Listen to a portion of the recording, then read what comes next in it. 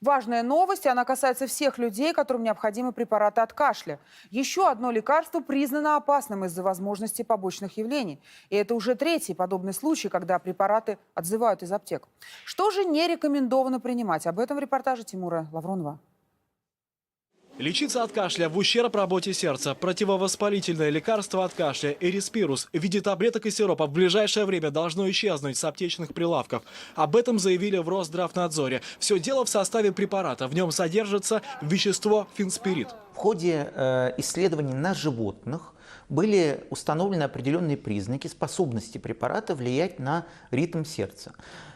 У человека подобные осложнения, которые были выявлены в экспериментальных исследованиях, не наблюдались. Бронхорасширяющий препарат Эриспирус стал третьим по счету лекарством от кашля, которые отзывают с российского рынка за последний месяц. Вместе с венгерским препаратом Эпистат и французским Эриспал. Все они содержали фенспирид. Препараты, которые содержат фенспирид, воздействуют в основном на дыхательную систему, снижают спазмы в бронхах, убирают воспаление, выводят мокроту. Но когда на весах польза и риск, противопоказания в виде нарушения сердечного ритма явно перевешивают.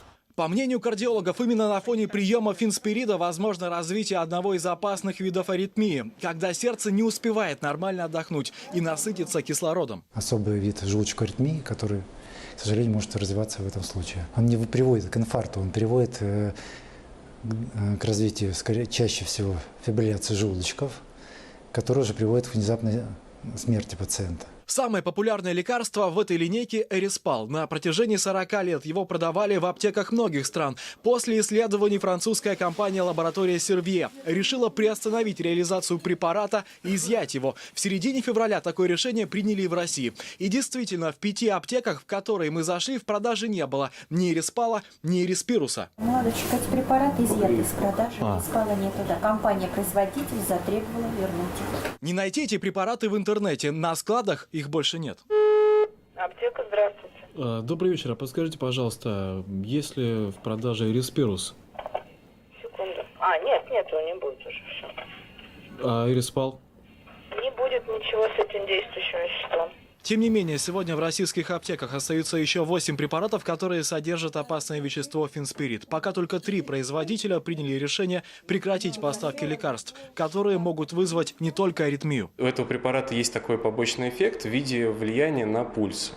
При приеме препаратов в большой дозе может учащаться пульс и возникать неприятное ощущение в области сердца. Это может привести к расстройствам дыхательной системы, к угнетению ее. Тем временем врачи еще раз напоминают, назначать самому себе лекарства нельзя, даже когда лечишь простой кашель. И любым таблеткам лучше предпочесть безопасную альтернативу, например, ингалятор. Тимур Лавронов, Дмитрий Толмачев, Екатерина Колоницкая, Лилия Зорина. Первый канал.